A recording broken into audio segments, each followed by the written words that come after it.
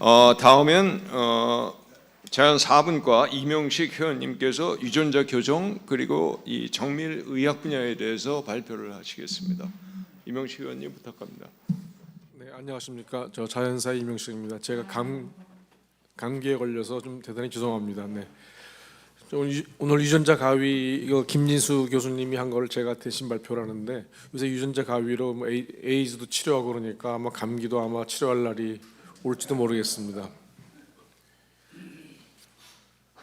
그래서 저 지노 에디팅 유전자 치료는 이제 그 김진수 선생님이 20-30년 전부터 열심히 해오시던 건데 최근에 많은 결실이 있었습니다. 그래서 우선 유전 질환에 대해서 말씀드리면은 잘 아시는 혈우병이라든지 겸상척혈구증, 시클셀 어네미아 이런 것들 굉장히 많고요. 그 다음에 전 신생아의 1%가 유전자 질환이고 완치가 불가능하고, 그 다음에 이걸 유전적으로 이제 다음 세대까지 넘어가는 그러한 질환이 되겠습니다. 그 중에 이제 그 시클셀 어네미아를 잠시 말씀드리면은, 이거는 이제 우리나라는 없지만은 이제 그 아프리카에 상당히 많습니다. 이것이 이렇게 많은 이유는 이것이 이제 말라리아에 대한 레지스턴스가 있기 때문에 그 진이 계속 프로텍트가 돼가지고 서부 사하라에서는 이 진 프리퀀시가 10% 정도 됩니다. 굉장히 많은 그런 거고요. 그래서 가장 흔한 그러한 유전자 질환 중에 하나인데, 그리고 또 하나 이 질환은 굉장히 역사적으로 의학사적으로 굉장히 중요한 질환인데, 예를 들면은 돌연변이가 발견된 최초의 질환이고요. 또 하나는 또 옛날에 그 생물 교과서에 나오던 원진 폴리펩타이드 하이포테시스라는 게 있었는데, 거기에 또 이것이 시클셀 어네미아가 기여를 한 그런 중요한 질환이 되겠습니다. 역사적으로. 그래서 지금 이것이 지금 말씀드린 대로 흑인에 굉장히 많고요. 그다음에 단일 돌연변이로 병이 발생하기 때문에 요거를 이제 유전자 가위로 치료를 하는 좋은 대상이 되겠습니다. 그래서 이것이 이제 이렇게 낫 모양으로 생긴다 그래가지고 이제 겸상적혈구증이라고 하고 혹은 시클셀 어네미아라고 하는데요. 유전자 가위 이제 김진수 교수가 한 걸 쭉 보시면은, 처음에는 김진수 교수가 이제 징크핑거 뉴클레이스로 굉장히 회사를 창립을 했고요. 그다음에 이제 탈렌으로 해서 약간 어드밴스된 만들다가 이제 잘 아시는 크리스퍼 캐스9 테크닉이 나오면서 이걸 갖다 이제 그 툴젠이라는 회사를 창립해가지고 이걸로 지금 접어들어가지고 특허도 내고 여러 가지 또 문제도 발생한 걸 신문지상에서 보셨을 걸로 알고 있습니다. 그래서 제일 2020년에 거기 노벨 화학상을 받았는데요. 거기 엠마누엘 카펜티에라고 프랑스 여자 분하고 두 분이 이제 받았는데, 그걸 보시면은 그 테크닉에 보시면은 여기 이제 팸 시퀀스라는 그 시퀀스를 타겟팅하는 가이드 RNA가 있고, 그 뒤에 이제 우리 캐스9이 달려 있어가지고 캐스9이 원하는 위치를 갖다 이렇게 절단해가지고 그것이 이제 다시 회복이 됩니다. 회복이 되니까 이제 우리가 원하는 문제가 있는 유전자 갖다가 제거를 하고 새 걸로 바꿀 수가 있는데, 이 과정에서 또 에러가 생길 수는 있습니다. 그러니까 이걸 어떻게 없게 하느냐가 이제 테크닉의 그 관건이 되겠습니다. 어쨌든 간에 이러한 좋은 테크닉을 이용해 가지고 새로운 미생물에 있는 유전자를 이용한 테크닉을 이용해 가지고 결국 노벨상을 탔고, 이걸 이용해서 지금 많은 유전자 가위가 현실화됐습니다. 그래서 2023년도에 최초의 크리스퍼9 유전자 치료가 이제 허가가 됐습니다. 그래가지고 이제 조혈 모세포를 꺼내서, 예를 들면 아까 겸상적혈구증이라든지 혹은 혈우병 환자 이걸 꺼내가지고 요 갖다 이제 크리스퍼 캐스9으로 이걸 유전자 교정을 해준 다음에 넣어주는 그러한 방법이 되겠습니다. 김진수 교수는 또 마이토콘드리아의 DNA, 여기 마이토콘드리아는 DNA가 따로 있는데요. 마이토콘드리아 DNA에 생기는 질환, 유전 질환이 또 따로 있습니다. 여러 가지 질환들이 당뇨병도 생기고 여러 가지 문제가 생긴 질환이 있는데, 그거를 또 교정하는 방법을 갖다가 김진수 교수가 개발해서 셀지에 작년에도 두 편을 냈습니다. 그러니까 이거는 또 신기한 게 이거는 또 크리스퍼 캐스9는 안 됩니다. 안 되고 김진수 교수가 옛날부터 쓰던 탈렌으로, 그러니까 옛날 고전적인 테크닉을 통해서 이제 많이 할 수 있는데요. 이런 방법을 통해서 미토콘드리아의 DNA를 교정을 해서 페이퍼를 냈고, 그래서 저한테 얘기하기로는 이 미토콘드리아 뮤테이션이 있는 환자의 보호자한테서 편지도 많이 받았다고 이렇게 저한테 얘기를 하고 있습니다.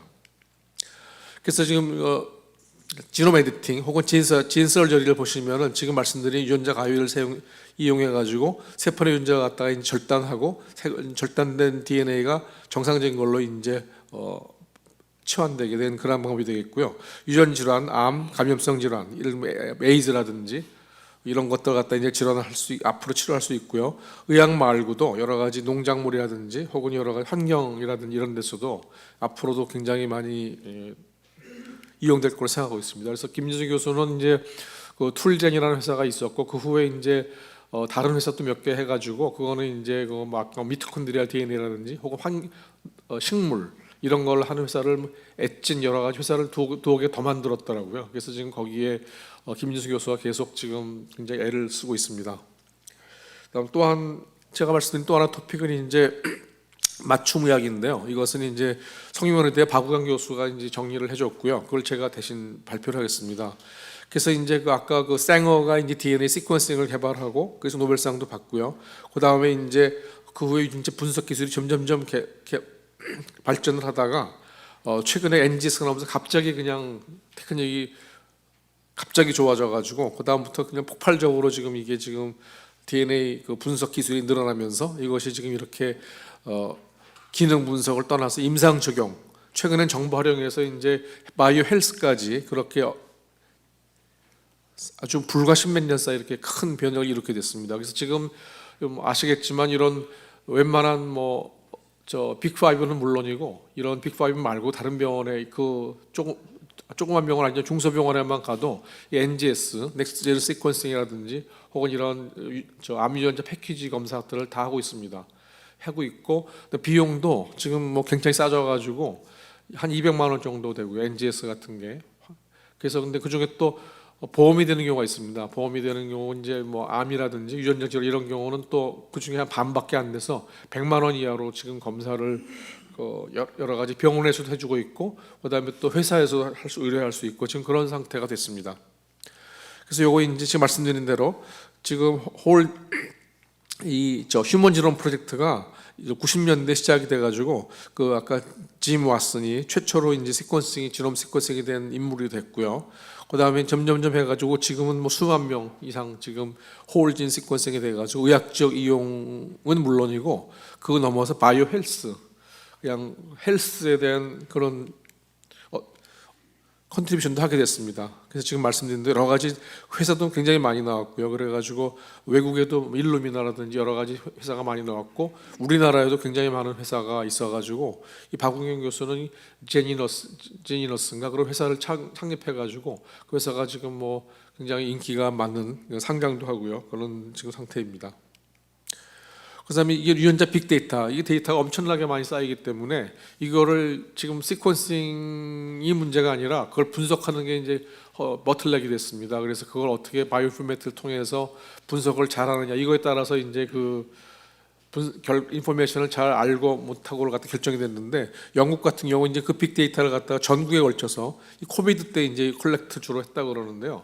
이거를 굉장히 많은 그 일반 파퓰레이션 상대로 영국에서 지금 UK 바이오 뱅크가 굉장히 유명한 뱅크가 됐습니다. 그래서 지금 전국에 걸쳐서 이거 갖다가 일반인 상대로 많은 지금 인포메이션을 이미 모아서 여러 사람들이 이걸 앞으로 분석하면 이제 좋은 게 될 거라고 생각을 이제 하고 있습니다. 그러니까 이런 아이솔레이션된 영국은 아이솔레이션 됐다고 보기는 어렵지만은 아이슬란드라든지 이렇게 우리나라도 이렇게 클로즈된 소사이어티 이런 데서 많은 인포메이션을 앞으로 얻을 수가 있을 거로 생각이 되고요. 그래서 US 바이오뱅크는 지금 여러 가지 인롤먼트, 엑솜 시퀀싱을 넘어서 전체 홀지놈 시퀀싱까지 나가가지고 영국 사람들의 그 바이오 헬스에 큰 기여를 하리라고 생각을 하고 있고요. 그래서 이제 산업적으로 지금 이제 그 23andMe라는 회사에서 처음에 이제 GSK랑 시작한 지가 꽤 오래됐는데 이거는요, 꽤 오래됐는데. 지금 이제 리제네론 이런 회사에서 이 가이싱어는 이거는 필라델피아에 있는 그런 그 헬스 시스템인데 여기서 같이 손을 잡고서 이제 이러한 빅데이터 필라델피아 전체 인구를 상대로 한 빅데이터를 지금 시작을 한 모양입니다. 그다음에 이제 아까 그 환자 진료라든지 혹은 바이오 헬스를 말씀드렸는데 그거 넘어서 또 신약 개발에도 이러한 것이 많이 쓰일 걸로 생각이 됩니다. 그래서 이런 빅데이터라든지 이런 것이 지금 이용이 점점점 확대되고 있고요. 그래서 이거는 결국에 테크닉이 어드밴스된 것이 새로운 컨셉을 낳는 그러한 신뢰라고 생각이 되겠습니다. 이게 테크닉이라고 생각하면 어떻게 생각하면은 뭐 사이언스보다 한 급 떨어지는 것 같은데 그게 아니고 테크닉이 어드밴스되면 새로운 컨셉이 나오고 사이언스 자체가 달라지는 것 같은 그런 좋은例라고 하겠습니다. 네, 이게 아마 제가 마지막. 네, 감사합니다.